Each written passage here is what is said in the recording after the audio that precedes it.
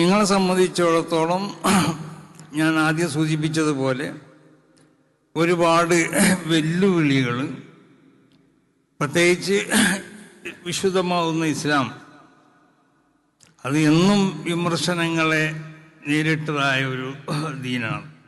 അത് നബി അലൈഹി സ്വലാത്തു വസ്സലാം മുതൽ റസൂൽ വരെയുള്ള സർവ്വ അമ്പിയാക്കന്മാർ ഒരുപാട് വിമർശനങ്ങൾ അവർ നേരിട്ടിട്ടുണ്ട്.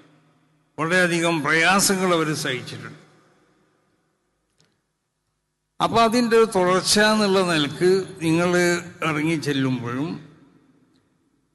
നിങ്ങൾ കേൾക്കാത്തതോ അല്ലെങ്കിൽ നിങ്ങൾക്ക് പരിചയമില്ലാത്തതോ ആവുന്ന പല മേഖലയിലേക്കായിരിക്കും പല ചോദ്യങ്ങളോ പല വിഷയങ്ങളൊക്കെ നിങ്ങൾ നേരിടേണ്ടി വരും.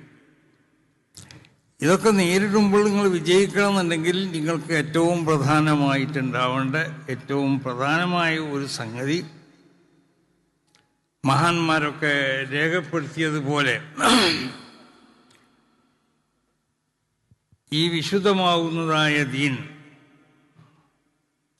ഈ ദീനിനെ അല്ലാഹു സുബ്ഹാനഹു വ തആല അതിനെ അടിസ്ഥാനപരമായി സ്വീകരിച്ചതായ ചില സംഗതികൾ, അതൊന്ന് സിദ്ഖ് സത്യം എന്നുള്ളതാണ്, മറ്റൊന്ന് നീതി. അപ്പോൾ അല്ലാഹു സുബ്ഹാനഹു വ തആല ഈ ദീനിക്ക് അടിസ്ഥാനപരമായി സ്വീകരിച്ചതായ ചില കാര്യങ്ങളുണ്ട്. ആ കാര്യങ്ങൾ നിങ്ങളിലുണ്ടാവണം. മഹാന്മാർ പറഞ്ഞതുപോലെ വജദ്നാ ഹാദ ദീൻ മബ്നിയൻ അലാ സലാസത്തി അർക്കാൻ അലൽ ഹഖ് വസ്സിദ്ഖി വൽ അദ്ൽ. ഈ വിശുദ്ധമാവുന്ന ദീൻ അതിന് അല്ലാഹു സുബ്ഹാനഹു വ തആല അതിന് അടിസ്ഥാനപരമായി നിശ്ചയിച്ചിട്ടുള്ള കാര്യങ്ങൾ, ഒന്ന് ഹഖ്, മറ്റൊന്ന് സിദ്ഖ് സത്യം, മറ്റൊന്ന് നീതി. ഈ മൂന്ന് കാര്യങ്ങളെയാണ് അല്ലാഹു സുബ്ഹാനഹു വ തആല ദീനിൻ്റെ അടിസ്ഥാനമായി കൊണ്ട് നിശ്ചയിച്ചിട്ടുള്ളത്. അതായത് ഇതിലൊരുപാട് കാര്യങ്ങൾ ഉൾക്കൊള്ളുന്നുണ്ട്. ഹഖ് എന്ന് പറഞ്ഞതിന് അതിന് ഉൾപ്പെടുത്തിയതായ ഒരുപാട് കാര്യങ്ങളുണ്ട്. ഞാൻ അതിൻ്റെ വിശദീകരണത്തിലേക്ക് ഈ അവസരം കിടക്കില്ല.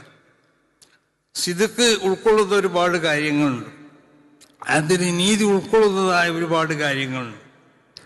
അതുകൊണ്ടാണ് മഹാന്മാർ സിദ്ഖിനെ സംബന്ധിച്ചൊക്കെ പറഞ്ഞപ്പോൾ അവർ പറഞ്ഞു അലൈക ബിസ്സിദ്ഖ്, നീ എപ്പോഴും സത്യത്തിൻ്റെ മേലിലാവണം. കാരണം നമ്മൾ ഇറങ്ങി പ്രവർത്തിക്കുമ്പോൾ ആ പ്രവർത്തന മേഖലയിൽ എങ്ങനെയെങ്കിലും ജനങ്ങളിൽ നിന്ന് രക്ഷപ്പെടാൻ വേണ്ടിയിട്ട് സത്യത്തിൻ്റെ മാർഗത്തിൽ നിന്നിട്ടോ അല്ലെങ്കിൽ സത്യത്തിൽ നിന്നോ ഒരിക്കലും നമ്മൾ വ്യതിചരിക്കാൻ പാടുള്ളതല്ല. അതുകൊണ്ടാണ് അലൈക ബിസ്സിദ്ഖ് ഐസു തഖാഫു അന്നഹു യദുറുക.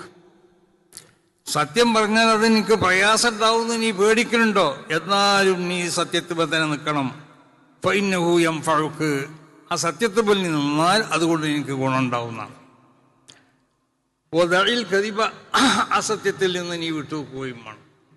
ഉള്ളിൽ നിന്റെ പ്രവർത്തനങ്ങളിലോ നിന്റെ വാക്കുകളിലോ ഉണ്ടാവാൻ പാടുള്ളതല്ല. ഹത്താ തറ അന്നഹു യൻഫഉക, ആ അസത്യം അല്ലെങ്കിൽ കദിബ് അത് നിന്നെ എന്താക്കും, ഉപകാരം നിനക്ക് ലഭിക്കപ്പെടും എന്ന് നീ വിചാരിച്ചാലും ഫഇന്നഹു യദുറുക, അത് നിന്നെ ഉപദ്രവത്തിലേക്ക് അയക്കും കൊണ്ടുപോയി. അപ്പം എപ്പോഴും സത്യത്തിൻ്റെ മേലിൽ നിന്ന് പോരാൻ വേണ്ടി നമ്മൾ നിൽക്കുക.